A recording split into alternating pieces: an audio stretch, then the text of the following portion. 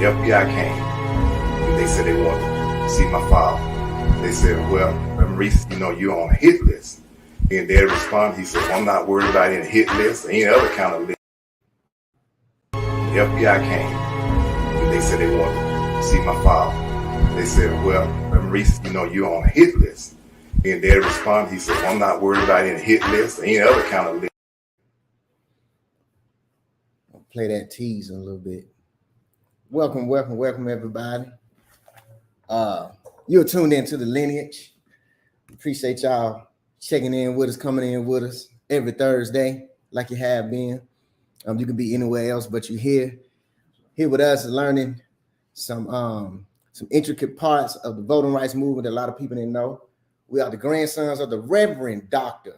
Put the Reverend in the beginning. Reverend Dr. Frederick D. Reese.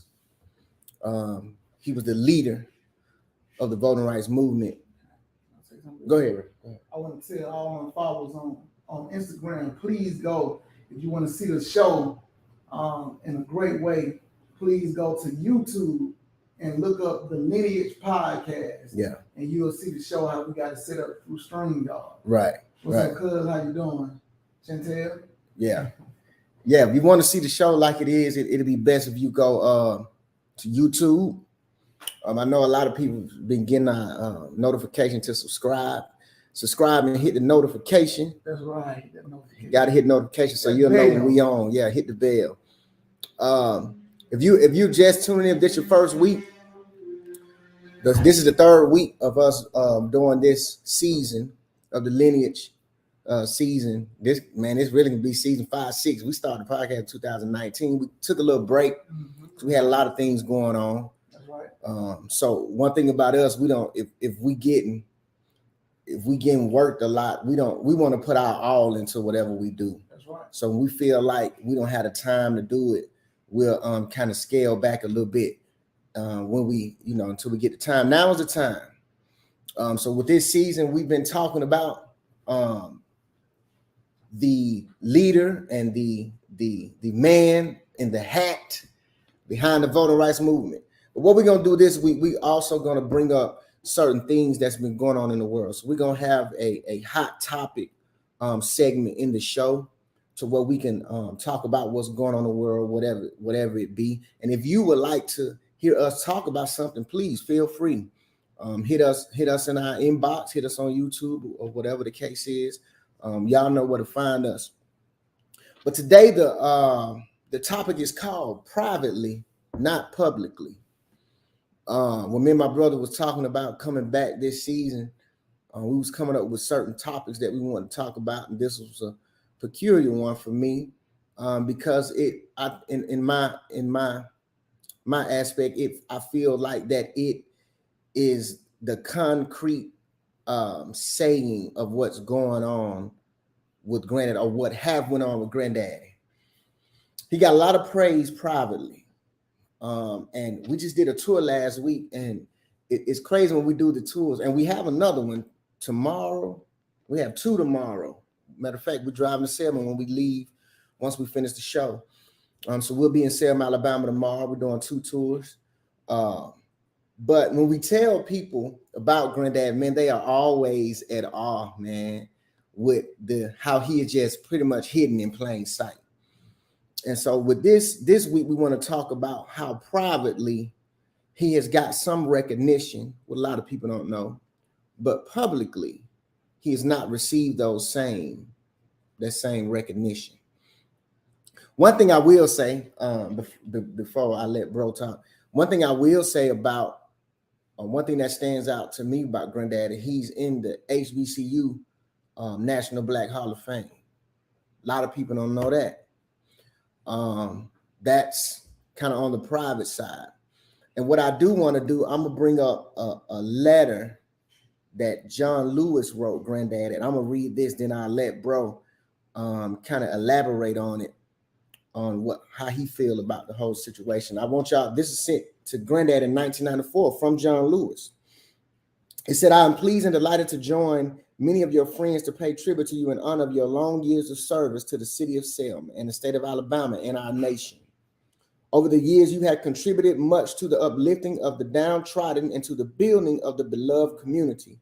I think it's appropriate and long overdue for you to be honored in this manner. Many of the young African-American men and women who are serving in highly visible public positions today, including myself, are there because you have laid the foundation. You helped pave the way, and we must never forget it. You have my best wishes for the days and years to come. Sincerely, John Lewis, Member of Congress. That's right. So that's one of many artifacts we have. Well, a few of them is praising Granddaddy privately, but when the public stage or the public platforms was presented to certain people, they omitted to mention his name. That's right. And we know it's a few reasons behind that. That's right. We'll get into that. Yeah, we know it's a few reasons behind that, but I like the way we're going with this show because this happens in not just FD Reed's life. This happens across our history. Mm-hmm. And sometimes, like my bro always say, sometimes we want to blame our Caucasian brothers and sisters, but a lot of the times it be us, y'all. We got to keep it 1,000, man. It be us a lot of the times. So let's go on some of the reason why we think Granddaddy was praised privately, but not publicly. You want me to elaborate on that? Yeah, go ahead. I can elaborate on that real good. I think one of the reasons why if you bring to light what FD Reed, his contributions to the movement, it kind of diminished the other people who have taken praise for things they didn't do in the movement. Mm-hmm. And that's just real talk. I got to show what I did because my part might not be as significant.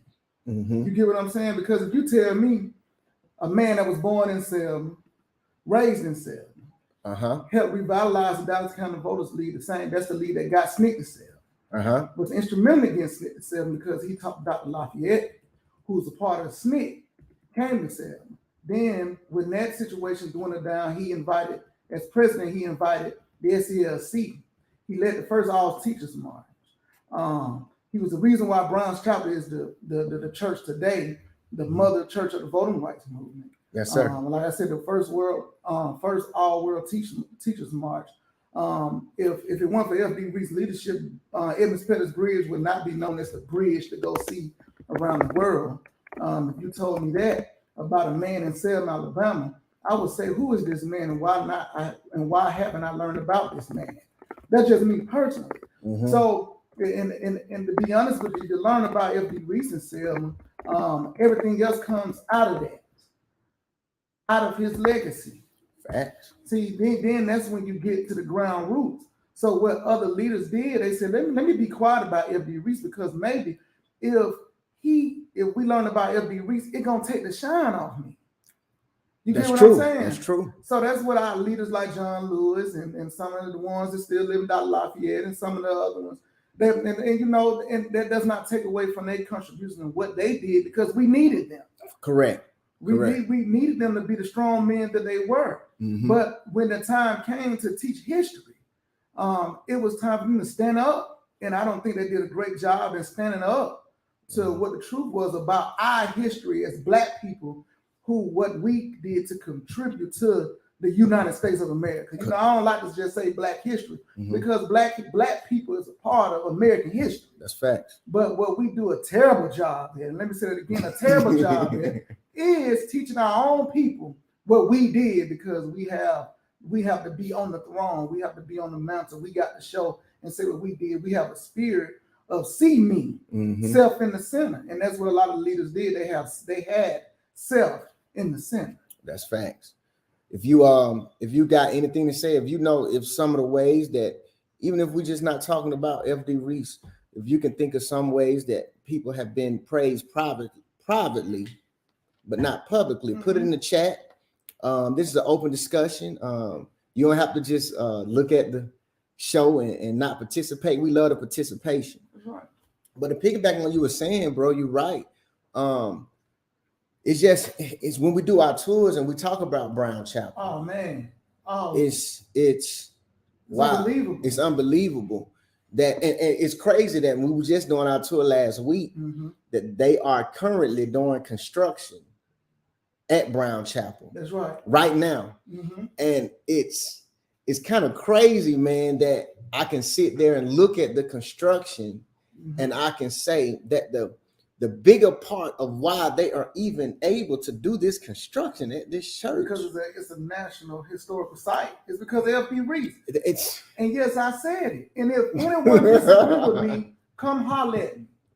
You know what I'm saying? If you disagree, we here to get history right. That's facts. I don't care about the elders. I don't care about the older people who don't like what I'm saying and how I'm saying it. I would advise you to take your emotions out your feelings and look at the facts. Right. We're looking at facts, and that's all we want to discuss is facts, not what my auntie Suzanne told me, not what auntie Charlotte told me. I'm talking about facts.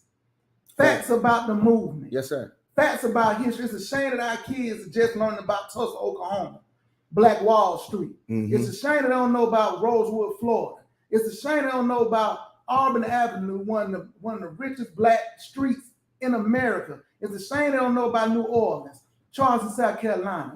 Shall I keep going? Right.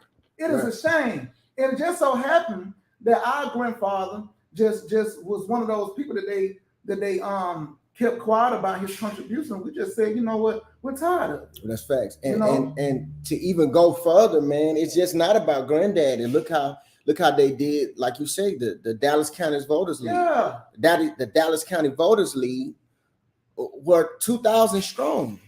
Yeah. 2,000 strong. And it got to a point where we don't even mention them. The foot soldiers. We don't mention the foot soldiers. We don't mention L.L. Anderson. Don't. We don't mention Mr. Reverend Galloway. We don't. We do not mention Marie Foster. Right. We do not mention Amelia Boynton. We do not mention Mr. Doyle. We do not mention Mr. Gittersley. We don't mention Reverend Hunt. Mr. Blackman. We don't Mr. Blackman, and we don't mention Mr. Shannon. We don't. Look, these people were great. But what we do know, we know Martin Luther King. Right. We know Abernathy. Right. We know Joseph E. Lowry. Right. We know Andy Young. We know all the SCLC. Yeah. We know some of the SNCC members. Sometimes we even throw Jesse Jackson in there. We throw Jesse Jackson in there. He wasn't there. You know what I'm saying? He was the mayor. Yeah, that was the facts. Right. You know what I'm saying? But everybody want to be in Selma. You know, it's plenty of people lied and said they was at Bloody Sunday. Right. You know what I'm saying? Right. So, but we getting the facts right on this show. And just tell the people, if you want to learn facts about Selma, I ain't talking about the Montgomery boy bus caught. I'm not talking about what happened in Birmingham. I'm not talking about what happened in Mississippi.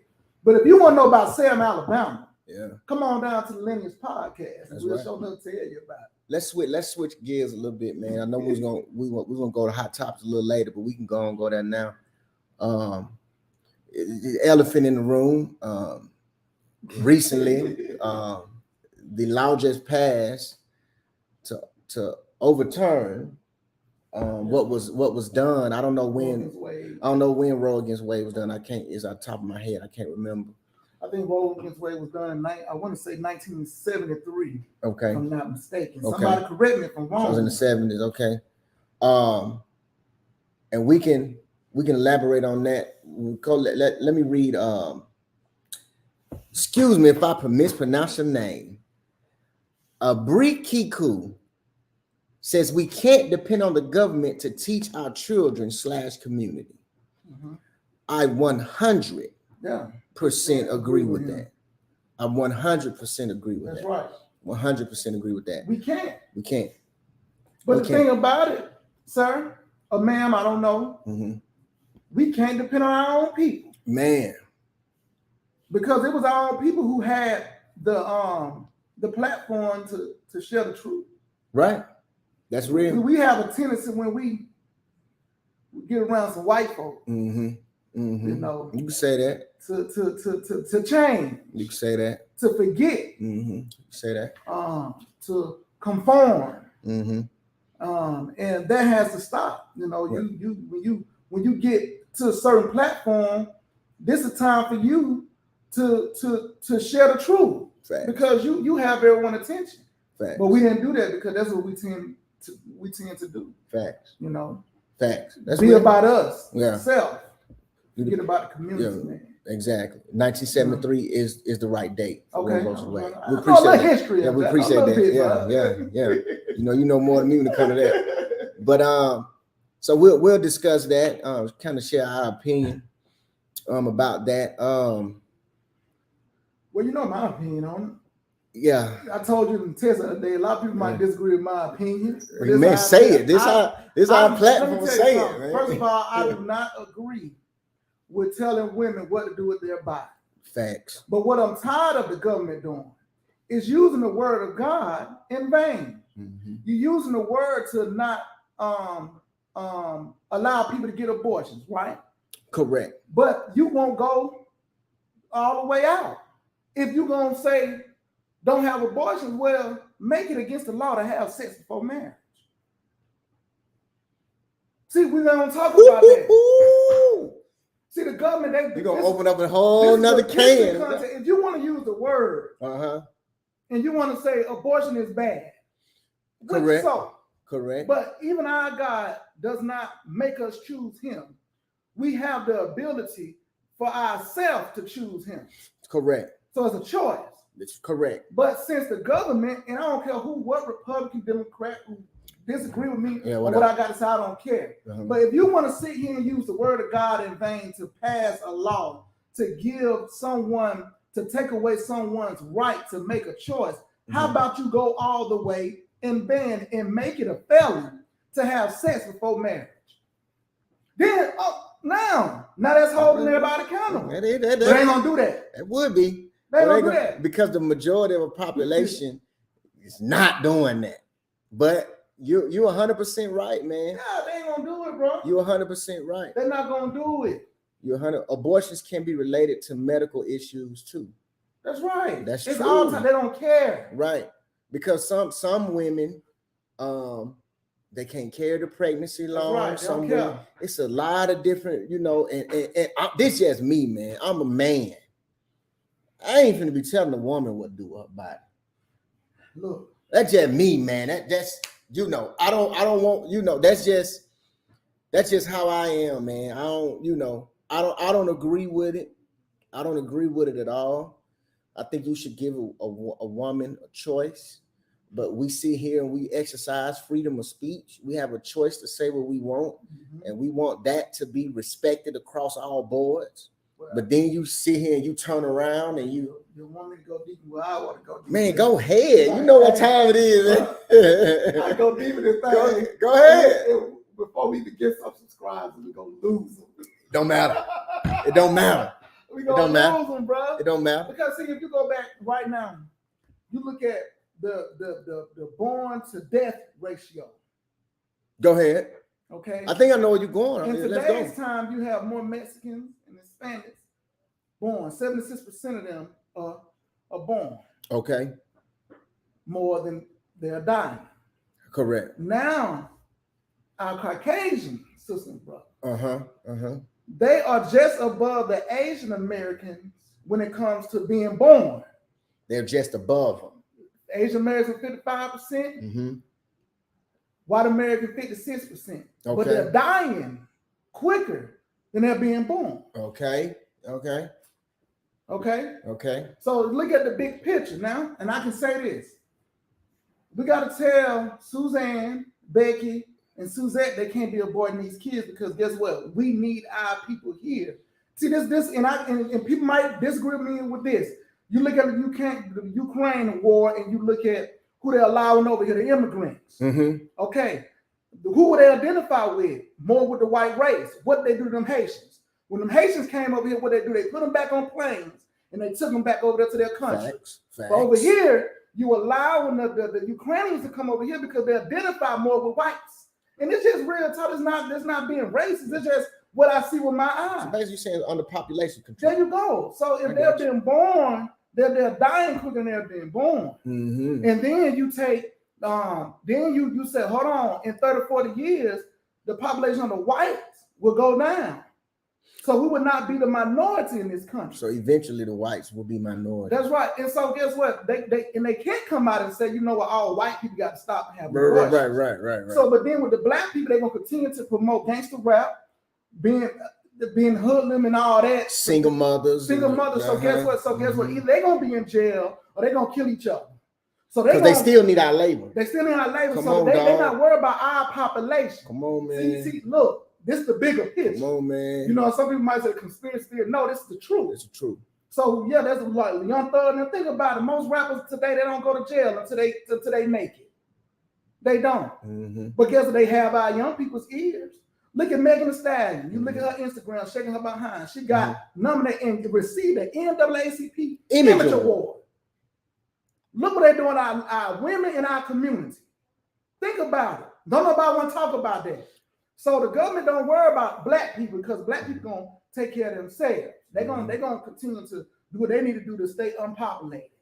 Yeah, they're gonna knock themselves out. They're gonna knock themselves out. See, this is and people gotta think about this, bro. Don't nobody want to think about the big picture. Facts. You get what I'm saying? Facts. And that's just real talk. It's more than just giving a woman, taking her rights from her. Let me tell you something about the American government, and let me tell you about when you feel like you're superior over people. You think about the long run. Mm-hmm. This ain't about taking your rights away just right now. This is something about the future. Mm-hmm. Simple as that. That's fact. Simple as that. You know, I knew you was going there. That's why I said. What the voice is about, man. I said, go ahead and bring it. Yeah, they know we're gonna continue to kill each other. Mm-hmm. They're gonna continue to promote. Think about what Tank said. Tank was right the other day. He said, think about 100%. All the rappers get the big deals. Mm-hmm. The R&B people gets nothing. Mm-hmm. Why? Because the rappers are doing what the government wants them to do. Mm-hmm. Continue to promote the product that continue to keep killing our young black people, or they going to jail. Mm-hmm. We don't want no together. And I remember the guy that did that presentation on that. I forgot his name. Actually, a white fella, and he said that the biggest thing that we're doing is we promote violence on each other. That's right. So even in our music, as long as we're doing that, and Tank touched on it a little bit, he said our biggest threat is love. That's right. That's our biggest threat. They don't want the full family in the household. They don't want mom and dad raising kids in productive society. They don't want that. So they want the single mothers, and they want 65-70% of the jail population to be African American because it keeps the world turning. You get what I'm saying? Think about it, bro. Through slavery, our community was together. Through Jim Crow was together because the family. We talk. The church had a input in the family, in the community. We promoted family. Even the single people promoted family. That's facts. But today, in a time that we're supposed to be free, we out of order. We really out of order. Come on, bro. Yeah. We out of order. You're right. When you look at it from the big scheme of things, we're out of order. And you know what they do? Community. And they'll drop some because you know how we do, man. Things are trend. It's just like the McDonald's thing. That's trending with the dad thing. We'll fall for it. Mm-hmm. We'll fall for it every time. But at the same time, they'll be having and I ain't gonna lie, sometimes I entertain certain things, but I'm also about the bigger picture. And what I'm saying, sometimes we don't look at the bigger picture. So, of course, when the Roe versus Wade decision dropped, of course, like anything, most of America is wrong, you know. And of course, you're right. But what I would submit to a lot of our brothers and sisters with the same melanin in our skin to try to look at the bigger picture. Look at the bigger picture. Look at the bigger picture, and then you will see. You know, hold up. That's them brothers, they saying something right there because you know, just all we have to do is start turning the tide, promote family, and make better decisions as a community, man. MJ, look at because they see us coming. Look at this, bro. And this, and I don't care who disagrees with me on this. I'm not promoting violence. I've said this before, but I'm promoting for us to think differently. Think about this. Look at all the rappers that have gotten killed in the last 3 years. Man, we can go down. Think about it. But George Zimmerman is still walking around free, selling, auctioning off the gun that killed Trayvon Martin, signing Skittle bags. Where's the streets? What I'm saying is this. What I'm saying is, when the streets gonna start doing their Right. job? I know what you're saying. We're not gonna wipe out the streets. We're not gonna change all their mentality. We're just asking you to do your job. Yeah. If you're gonna think that way, right. At least when it start happening to black folks, do your job. Cause we stay on cold with against us. We be on cold all day. We on cold all day. On cold when it's on us. We Ellenwood, Gresham, Roll, everything. We on cold. You come out here do this. You ready to fight. You ready to go down. You ready to shoot our own. Right. But then when stuff is done against us as black people by white supremacy, we quiet. What's the streets valuable for? Right. When they value gonna show. Facts, man. Because I don't care what nobody say. And people that say promote violence, the people who will say that ain't black. And they ain't never seen their people struggle. What I'm saying, until people fear that if someone kills or does something wrong to a black person and know something coming, like the mafia put fear in the government, they put fear in other people's minds, until people of different races know that when you do something to a black person, that something is coming, ain't nothing gonna change. Because you see, the president ain't gonna change. Joe Biden, we voted Sleepy Joe in. Sleepy Joe, the first thing he did was sign a Asian crime bill when all them black folks had gotten killed. Then went to sleep. Ain't nobody did. These cats talking about abortion, man. Nobody did anything about police reform. You cannot depend on your government to do something for you. What you do have to show your government that you're not playing. Exactly. As a people, I'm not playing. This is what I expect. Right. And if they don't do that, you don't vote for them. Right. You don't. Yeah. We just voted a couple of weeks ago. That's right. In every slot, I voted for a couple of people that I know personally that I know that's going to do a good job. Right. But in every other slot, I wrote in. Yeah. I didn't vote for nobody. I wrote in black crime bill. Yep. Black crime bill. I sat there and people was looking at me. I sat there 30 minutes at the voting poll. And I wrote that in each slot until we stop voting these folks in and vote them out and show them you're not getting my vote until I see some tangible changes. And I'm not voting for you. Yeah, you're 100% right. Let me read some of, man, Abrikaku. I'm hoping I'm pronouncing the name right. Please forgive me. A woman cannot be able to safely carry a child to term. That was them speaking on the Roe versus Wade thing. And it said, in full effect, hundreds of years later, Willie Lynch, basically what he said. Still standing strong. And then they said, we aren't organized. That's right. We aren't organized, and that is 100% right. Like my bro we point this out all the time. We sit there and we argue about the 20% we disagree on, and we do nothing about the 80% we agree on. Right. We sure do. We agree on a lot. And we tired do. Of our leaders fighting with each other in public. Right. I see it all the time. Got some great leaders, but the 2% they 2% they disagree on. They fight and put on Instagram and YouTube and Facebook. Now you splitting the people. You splitting the people, man. You look. Let's go behind. That's one thing FD and them understood. My granddaddy. I can say Martin Luther King. I can say John Lewis, Abernathy, Hosea Williams. All I can go down the list. One thing they did do a great job at in their time, they didn't disagree in public. Facts. When in the middle of the movement, facts. Regardless what they disagreed on. Look, Dr. King disagreed on with my grandfather for not making the Dallas County Boys Leader affiliate in the SCLC. That took a lot of money from SCLC. But guess what? They still finished the job. Now Dr. King was wrong when he didn't have FD back about the embezzlement. But what I can say during the movement, in the middle of the movement, them cats kept pushing. They kept pushing. We'll deal with them later. Right. But we're gonna keep our eyes on the objective. Right. And then a good thing what they did, they put different people in charge of different things. Like Jose Williams was in charge of the logistics. Logistics, that's right. So a lot of people don't know that. They don't know that. So if I put Jose Williams in charge of the logistics, that means the marching, what we doing, how many feet we'll fall apart. You know, Jose Williams knew all the letter of the law. Then we had to march 3 feet apart and all of that, right?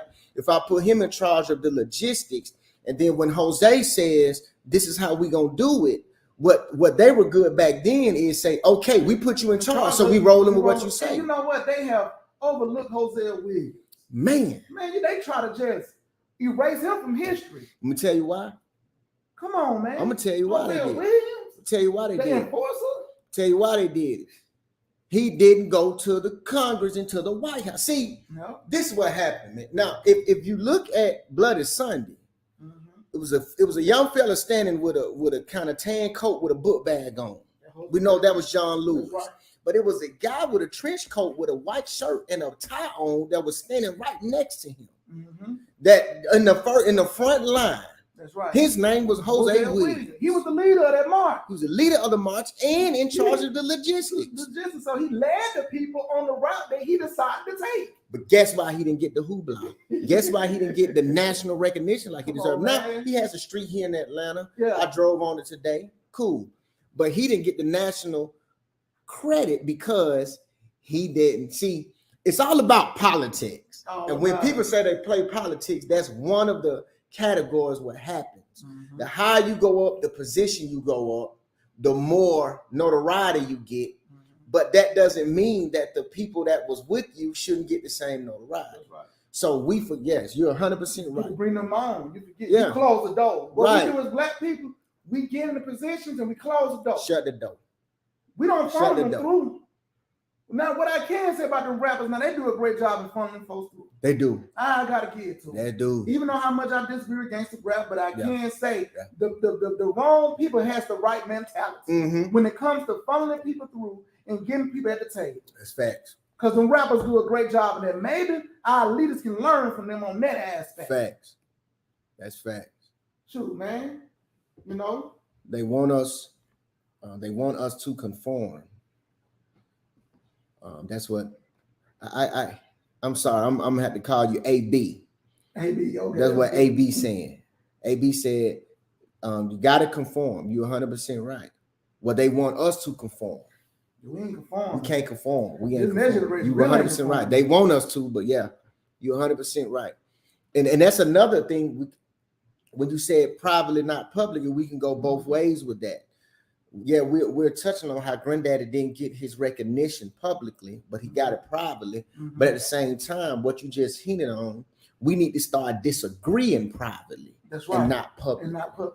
Because we'll disagree publicly, and the people that put it out there, they sitting back laughing at us doing like this because we falling right into the trap. Fall into the trap. And then you taking your million with you, and I'm taking my million. Correct. And now we are. It's just like the whole thing about I disagree with the argument between if you agree with Martin Luther King and Malcolm X. Right. I personally feel like both mindsets are needed. Facts. I feel like you need both mindsets to be successful. That's my opinion. And I think I'm right on that opinion. Yeah. That's what I feel like. But what they'll do, they'll get black folks to think, oh man, I agree with Martin Luther King, so now I got to hate and disagree with the mindset of Malcolm X. Right. Or I agree with Malcolm X mindset. I got to disagree with the non-violent folks because that's stupid. No, I feel like while the non-violent folks sit at the table, they'll allow the people who agree with a little violence to do their thing, and while they doing their thing, they looking at them like, look, we ain't gonna tell our brothers to do nothing until you change something. Correct. Because if you don't change, no, we're not gonna tell them to stop doing what they doing. Correct. 100% right. That's And then to piggyback on that, they don't publicize that Malcolm X came to Selma in February. So don't tell that one. They don't tell that. He spoke at Brown Chapel. Spoke at Brown Chapel, and he stood up for King and said, "Tell my brother I'm here If he need me. me." I want to come. His exact words was, "I want to come to Selma to show my brother that I got his back, and if he need me, I'm here." That's right. They won't tell you that. They won't tell you No, that. sir. They won't tell you that. They won't tell you that because if you had both of their mindsets in today's time, And what? woo, boy, Divide and conquer. that's what I'm saying. I don't know why they still let George Zimmerman walk around. I don't care if you don't like what I just said. AB said it's always either or. It's never come together and use the strength of both. That's right. 100% right. A house divided, conquer a house divided all day. And that has to change. We as black folks got to change our mindset on that. You know, 100% right. Now I do this every week, man. I got to show need my mouse, man. I got to show the pictures every week I gotta do this because there's certain people that don't They know. don't know. That's right. You know, so we gotta refresh do their this. memory. Gotta refresh every week. Or let them know, and then Every week. refresh some memory who has decided to exercise the disease called senile. Okay, this picture here. I wish I can zoom in, but you see Dr. King waving his right hand and holding his lovely white hand, Mrs. Coretta Scott King. Mhm. The man that is standing next to Mrs. Coretta Scott King is the Reverend Dr. Frederick D. Reese, our grandfather. In that folder contains the speech of Martin Luther King that he spoke at the Capitol Montgomery. How long? Not long. That's right. That's the folder that's in his hand. You see the man in the hat with the trench coat. That is the Reverend Dr. Frederick D. Reese. This picture here is another picture when Dr. King came to Selma. They was doing a march. We'll just leave it there because I got more. Another picture with Reverend Fred Shuttlesworth. That's right. And Dr. Martin Luther King, and in the middle you see him, Reverend Dr. Frederick D. Reese. This is another picture. I want to say this is that same day. Mm-hmm. They just switched positions, but you see Dr. King with the flowers in his hand. On his left is Mr. Ralph Abernathy. On his left is once again Fred Shuttlesworth, and on his left is Reverend Dr. F.D. Reese. Here's a picture that many of you have probably seen in your books, magazines, on commercials, and everywhere else. Going out Desert Avenue, behind them it grew to 50,000 people. This is the front line of the Selma to Montgomery March, which happened on March the 21st, 1965. Mm-hmm. That's right. This is a picture on Bloody Sunday. This is before they lined up. As you can see, right under the words you see him is the Reverend Dr. Frederick D. Reese, and the man on his left that you see next to him is Reverend Jose Williams, who we were just talking about, the man that was in charge of the logistics and who was standing right next to the young fella in the tan coat with the backpack, which is the late, great Congressman John Lewis. Jose Williams was the leader of that Bloody Sunday March. Exactly. He was the leader. I want somebody to come and tell me he wasn't. Yeah, facts. He was over the logistics, so he came up with the plan on how they were going to march from Brown Chapel to the Evans Pettis Bridge. Yes, sir. And he was in the front line. Mm-hmm. He was the leader of that march. Facts. This picture, you see Dr. King is at the podium making a speech. Right behind him, sitting in the middle pew. We say pew, the church folks know what I mean. That's right. That is the middle pew. Most of the time when you're in the middle pew, you are the man. And that is the man, Reverend Dr. Frederick D. Reese. That is in Brown Chapel AME Church. That is the church that is a historical site in the city of Selma, Alabama. It's a national historical site, which we will be giving our people that we touring on tomorrow. Mm-hmm. We'll be showing them Brown Chapel. Sitting down on the floor is Miss Cheyenne Webb. That's right. Go look her up too, Selma Lord Selma. Here's another picture with the Reverend Dr. Frederick D. Reese. Reverend Reed, yeah. Who? That's the funeral right here. Oh, this is the funeral of Reverend Reed? Yeah. I ain't know. Reed, yeah. You know who Reverend James Reed was? He was the white man that got killed in Selma. Mm-hmm. Right? Was it after the it was after Bloody Sunday. After Bloody Sunday? I think it was before the Selma Montgomery March. If I'm not mistaken. He got killed trying to go get something to eat in Selma, Alabama. He was killed by a Caucasian man. But in this picture is Granddaddy. You see to the left, right up under, you see him. You got the high priest next to him, Dr. King next to him, and Mr. Abernathy next to him. In the back, looking, you can see Reverend Fred Shuttlesworth. This is a picture that many of y'all probably have seen. This is a picture of Martin Luther King all the way to the extreme left. In the middle praying is the Reverend Ralph David Abernathy, and the man with the hat kneeling right in front of you is the Reverend Dr. Frederick D. Reese. Tell me, bro. Last picture here. This is after Martin Luther King. That's the first Jubilee. This is the first Jubilee, period. I want to say this is in, you can look at their hairstyle and see it was in the 70s. We got the original picture over here, but this is my grandfather greeting Mrs. Coretta Scott King and John Lewis.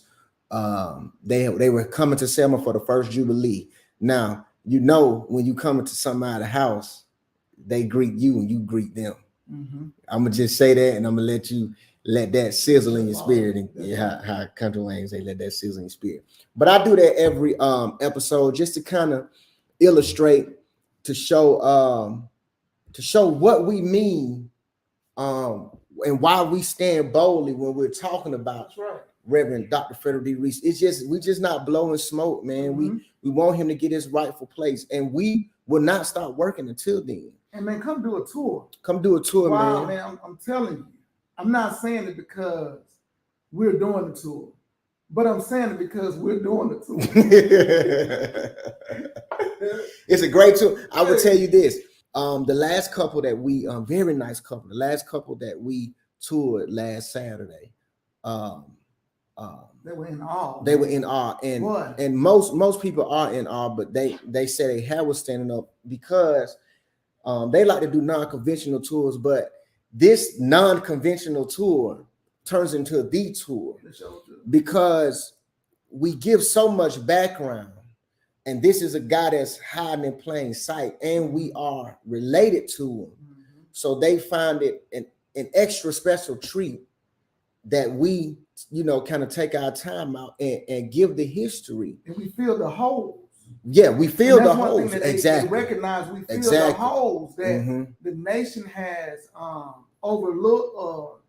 For our cousin Bina say that she don't like those words, but that they have, I'm gonna say overlooked and not shared. So, but we feel the holes, and so they leave with a better understanding of what happened. Facts. And we just don't talk about LP. We talk about Attorney General Chestnut. Yes. We talk about L.L. Anderson. We talk about Fred Shuttlesworth. We talk about all the Dallas County Voters League and the Courageous Eight. We break down how they were organized, who the Courageous Eight are, the board of directors of Dallas County Voters League. We do all this, and we fill the holes, and they leave like, now I understand. Right. You know what I'm saying? Right. And that's our job too.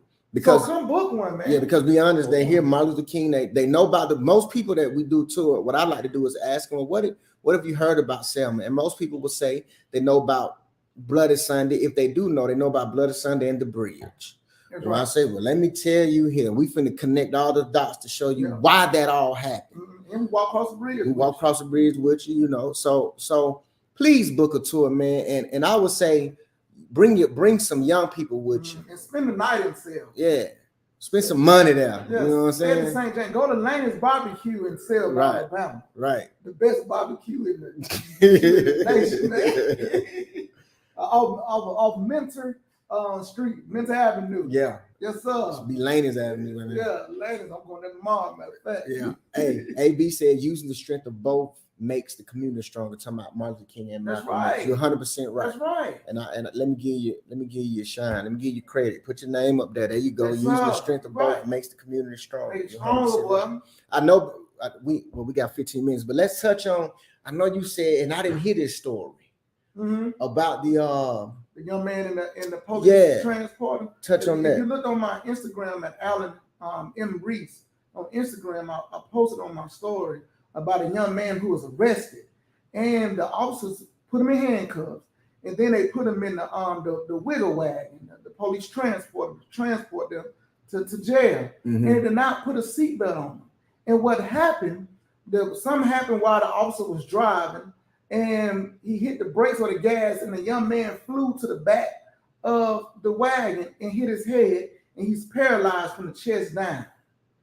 And then what really is disgusting, is that when they pulled this young man out of the transporter, now he walked in the transporter, but then they said the reason why he can't come out of the transporter and walk is because he's too drunk.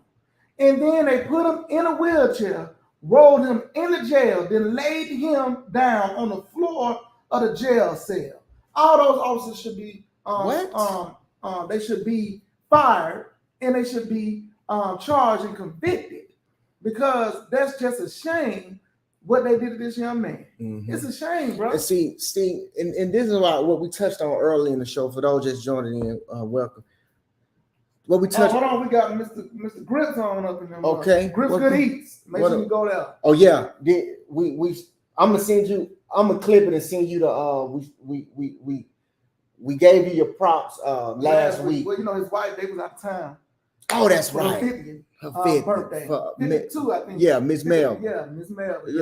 Yeah. Happy belated. But yeah, yeah, man. We got you. But what has to change, man, and this is why voting is so important, and putting your vote in the we got to come together and put our vote in the right person and start against some demands, because we are changing. We're changing, like you say, you get in office and you write an Asian crime bill and you skip over us. And like you say, the police reform got to be at the top of the list. But they ain't gonna put it at the top of the list. See, this is why I tell people this. It might be time for black folks, y'all gonna get a lot of people gonna cuss now. I know where you're going. They gonna cuss.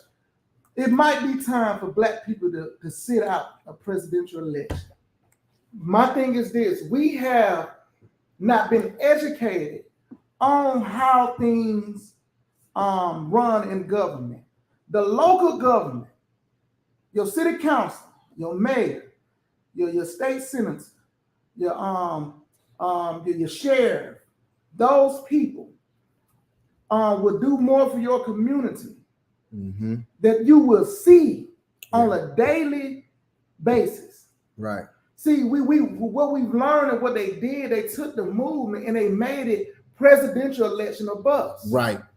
Correct. And see, it really should be more people out there voting for their local, their local election than for the president election. Really. But see, people say, I voted for Barack Obama, or I voted for Trump, or I voted for Joe Biden. I don't see no change. But you ain't going down there voting for your local election. Right. And that has to stop. We got to start putting emphasis on our local elections, on our city and county elections more, and teaching our people this is just as or more important than the president election. Correct. But you'll have 20,000 show up, or 50,000 in that community show up for the president election, and 3,000 for the local election. But you talk about them roads. Trump don't care nothing about them roads. Right. Nobody don't know the road you stay on. Right. But your mayor and your city council member does. You get what I'm saying? And your governor, you might even vote for your governor too. Because let's just put it in kind of this perspective. What do you think Roe versus Wade did? Federally, they took it out of what they do. The feds took the states, the feds took it out of the state's hand. Because the states weren't going to do right by it. Exactly. But that shows that a lot of us don't vote for our local government. We don't get in our state elections like we should. Exactly. Because there's a lot of things that's not federal, it's in states' hands. That's right. So we'll sit there and only focus on the president, but we don't know the different state laws that we have. That's right. But that was the thing about the voting rights movement, 1965 voting rights. Correct.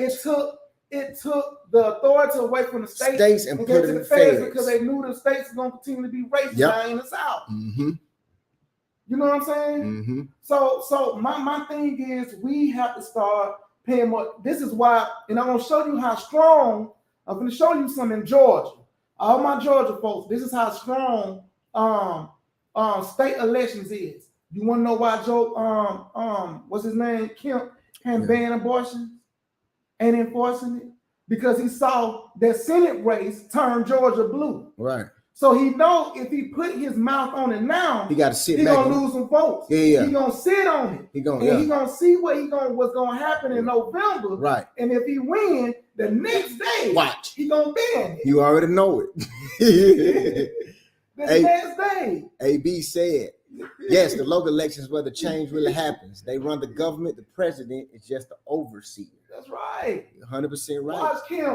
I'm trying to tell you, watch him. He ain't saying nothing about it. He ain't gonna say it about it because he's scared of them two Democratic senators. He's like, hold on.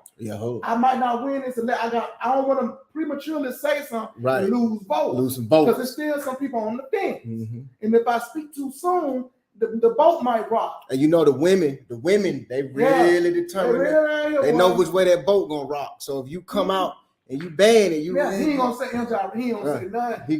He ain't gonna say nothing.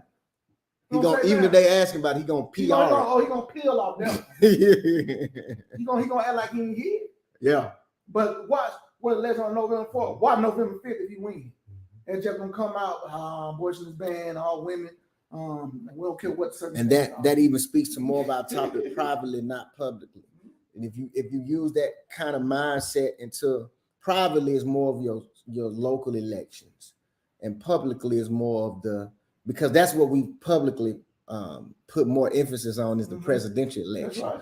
But the private in this instance, private is more important. That's right. Because you want your roads fixed, your schools better, and everything would directly impact you right there. That's right. You really need to dive deeper into your public, into the public houses and things of that nature. About your road. Yeah. They send that money to your state. Facts. Whoever won an election gonna put it in the community they want to put it in, who they get the kickbacks from. That's why I say black people need to have their own lobbyists. People run from that, but look at the LGBTQ community. If you agree with them, disagree with what you can, so they use lobbyists to their favor. They got they lobbyists and it work. We need to make a shirt. I hate to cut you off with your idea with the pie. Yeah. How much the percentage? That's right. We need to do that. I'm gonna make that shirt. We need to do that because it's the truth. You talk lobbyists now. The church had an opportunity to be black people lobbyists, but they dropped the ball. The black church had the opportunity, but they sold out. And other ministers, they sold out. Like you said, they're not the cornerstone of the black community anymore. I was just gonna go there. You know what you said on the show? It was a couple years ago. I said that a few years ago. Right. Before people didn't want to have conversations about lobbyists. They didn't want to have conversations about what else I was talking about, bro. Like Wall Street. Right. I have a conversation about jury duty. I was saying this in 2018, 2019. No one wanted to have a conversation. Yeah. I said jury duty is a shame. I said that needs to be reformed. How can you change the whole system if you don't look at jury duty? Because see, economically, black people do not have the economics to take off work and go to jury duty. Right. Because guess what? I'm not going to miss $200 to get $25. Talking about I did my civic duty. No, I'm going to look over that jury duty. I'm going to go to work and take care of my family. But that's purposely. Yeah, that's done by purpose. That's purposely done. Because why can't they do this? What you make it your job? Just like they can everything else goes through your job, right? That's right. Your tax forms, your health insurance, get your HR ladies, all these forms and everything, right? Why can't they send a letter to your job? Marvin Reese has been selected for jury duty. What is his wages per hour? Let's go. So if it takes him 6 hours for jury duty, we're gonna pay him his wages. Guess what? More of us will show up for jury. It's easy. You let the state pay for half of it. You let the job pay for half. There you go. The job get a tax break for putting it to jury duty. Man, it's not hard, but it's about racism. It's about white supremacy. It's not hard. They don't want us there. They don't know because but then we want to get mad at the outcome. Right. Yeah, we can't show up because economically we ain't got the money. Right. Because that thing can go 3-4 days and then you know us. What everybody say? Guilty. Guilty. I gotta get back to work. That's why you got all white jury. Facts. You get what I'm saying? Facts. That's why you got all white jury because we overlooking the jury. And then look, the whole system is messed up. Then remember that the prosecutor and the defense get to choose the juror. Right. Come on, man. Come on. The system is broken all the way up. But now, black folks don't want to have this conversation. Right. 2018 when we was on the podcast, 2019. Right. And that's it's on pop. They want to talk about fake booties. Right. That's what they want to talk about. Go back and check my rap sheet. I've been talking about this. It's time for me to run for office, man. I'm sorry because it don't make any sense to see this thing about running for office. Then you really become powerless because now you got to sit here and nickel and dime. Right. I don't want nickel and dime. Right. Nah. Come on, man. Right. We're gonna go because we're gonna let the man head us out, and because I like to illustrate everything and tell them the teacher's mark, tell them about the teacher's mark. We're gonna let FD ride us out and y'all watch this. Go ahead, bro. I know what time. Yes, sir. Before you leave, I want you to make sure that you go to the FD Reese Foundation.org and just look at our website if you want to donate to the foundation, man. You can donate to it. We do back to school drives. We try to do essays. We put money into the historical house. We're trying to put money into grants to get money to put into the house. We want to bring them MDA walls back. Go to historicrepair.com. We have a repair company. You can go to Amazon and buy his book, F.D. Reed's book, his own book. My brother showed it to him right there. Yeah. I know I got the blur on. Now you see it. Self-sacrifice. There you go. Just look at. Go get you a tour. Send your kids down for the tour. Is not much. I think it's what $26. We got it cheap, man, and it's less for children, and even senior citizens get a discount. So man, come on, come down to the tour. Yeah, you know what I'm saying. Couple of your folks buy a tour. We ain't turning nobody away. Come back, get educated. At the end of the day, we here to educate you, and we just don't end at FD Reads. We talk about everything. You know what I'm saying? You can paint ask the whole us picture. Any questions. We're well-rounded in this area. And just go get you a tour, man. Come to Selma, Alabama. We're gonna take you around Selma. We ain't gonna do what the presidents do, just stop at the bridge with the motorcade and speak and ride. No, we take you around the city. You need to look at Selma, Alabama. Look what they have forgotten who Selma is, man. 100%. Stay the night at the St. James Hotel. Walk around Selma, Alabama. Selma has a lot to offer. Right.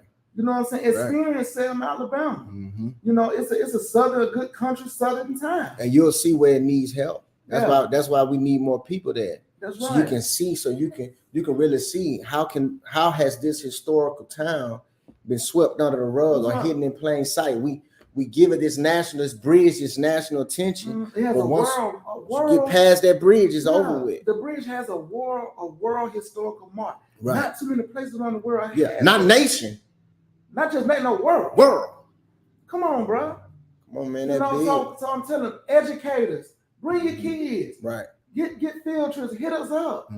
We're not knocking nobody over the head. We got deals for large groups. Right. You know what I'm saying? Right. So we've done it before. We've had people bus from Mobile, Alabama to come do a tour with us. Right. Bring your kids, man. Right. Let's do it. Let's educate our people. We're in a time now that we don't need the old school books to educate our kids. There's so much information out there. You know, we're working on a virtual tour. But what I'm saying is that support us and support this movement. Right. You know what I'm saying? And like I said, I always try to give a gem to any entrepreneurs, anybody who's trying to elevate in life, man. Keep pushing, man. Know this. I would say this. Enjoy the journey. I know the journey is hard. Yes, sir. I know you're ready to get past the finish line. But let me tell you something about the journey. The journey has a lot to offer. The journey has something that everything else can't offer. It builds character. It challenges your faith. It strengthens you. You know, I look at the journey like you're working out. When you're losing weight, man, it hurts. When you're lifting weights, you cramp. You know what I'm saying? You cramp. It hurts. But guess what? After growth, but through all that cramping and through all that hurt and everything you go through, it's growth. And that's the same thing with life and journey, with entrepreneurship. Man, sometimes you have enough money in the bank. Right. But guess what? Keep faith and keep riding. Keep pushing, man. I told my brother, and I said this before, life is like the game of baseball. I love sports. And I'm well-rounded in baseball, football, and basketball. And one day I thought about it. I said, you know what? Life is like baseball. Life is not like football because you don't always have 11 with you. Well, 10 if you not counting yourself. Basketball, you don't always have 5 or 4 if you're not counting if you're not counting yourself. But baseball is always 1 against 9. It's one person up the bat, and you got 9 outfielders. You got people in the infield and people in the out. And you got to hit the ball. You might strike out, but guess what? You on deck, you got to get back up the bat. You might hit the ball, you might think it's a base hit, and it falls in the outfielder dives and catch it. But you got to keep pushing. There you go. You can't give up. Guess what? You might get up there and hit a home run. There you did. Or you might get a base hit. Or you might hit and get a double. And guess what? You back up the bat, and you might get another base hit and bring that man in. You in. Now you done score. Sometimes you hit the ball and you think it's gone, and it's not. It's fine. It's okay. Keep pushing. There you go.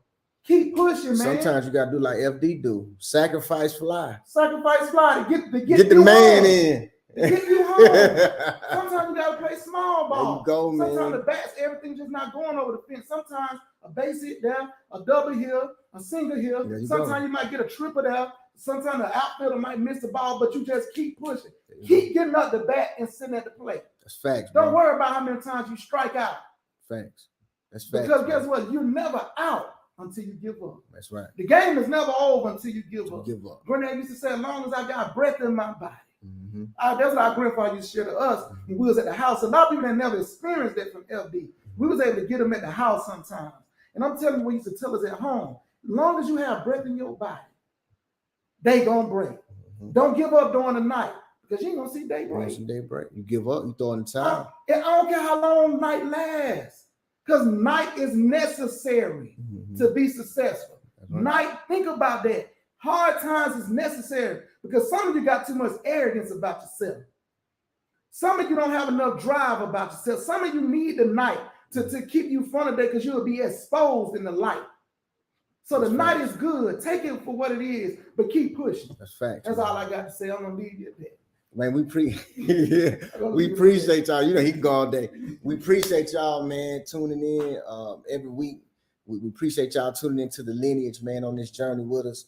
And we appreciate the participation. Go subscribe, hit the notification button. We appreciate everybody that's been doing it. Until next week, we finna ride to Selma as soon as we end this. But until next week, man, we love y'all, appreciate y'all, and we're gonna let the man himself ride us out.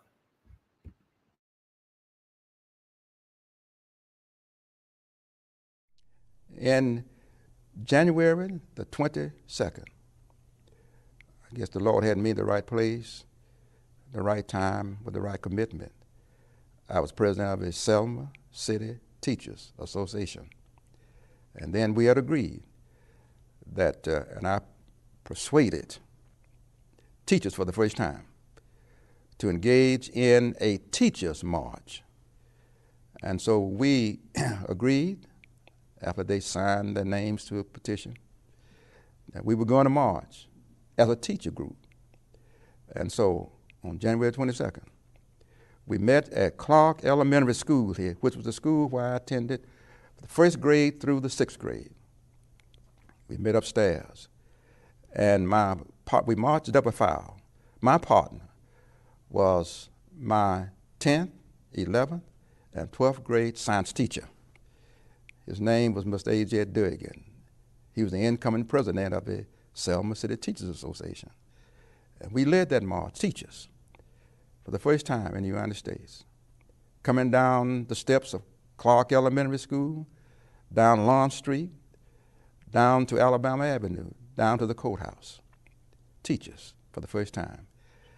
Getting down to the county courthouse, that was standing next to the steps, the superintendent of education, the chairman of the board of education, to persuade me, because I was a teacher, to take the teachers back to the school, because we had made a point, and that no longer should we try to pursue that right from that particular point. And I told them we had a right to be at the county courthouse. It was our courthouse. We were not backing down from our right to be there. And I asked the superintendent and the chairman of the board, who signed my check, to step aside. We went up those steps. Jim Clark had his deputies across the door, and he indicated that we were trying to make a mockery out of his courthouse. And we indicated to him that that was our courthouse also. He gave us 1 minute to move off of those steps. At the expiration of that minute, he took the billy club and jabbed us down the steps on the sidewalk. And my partner, Mr. A.J. Durgan, who, as I said, was my teacher, he was not quite used to that stuff like I was. And he asked me on the ground, he said, "What shall we do?" I said, "We are going back." He said, Yeah. And so we went back the second time. We jabbed down the steps after a minute, and he asked me the same question. I gave him the same answer, and he gave me the same response. The third time, when I really was trying to get all the teachers arrested, because teachers were not aware of the tremendous influence. They were the largest black professional group here in Dallas County. And so after going back the third time, he said, if you don't go up these steps, Jim Clark, said, we're going to arrest you. I said to myself, exactly what I want you to do. And so after about 45 seconds, before that minute expired, someone on the inside of the courthouse came and pulled him on the inside of the courthouse door and said, I didn't go in there with him, but I can imagine what they told him. For goodness sake, don't arrest those teachers.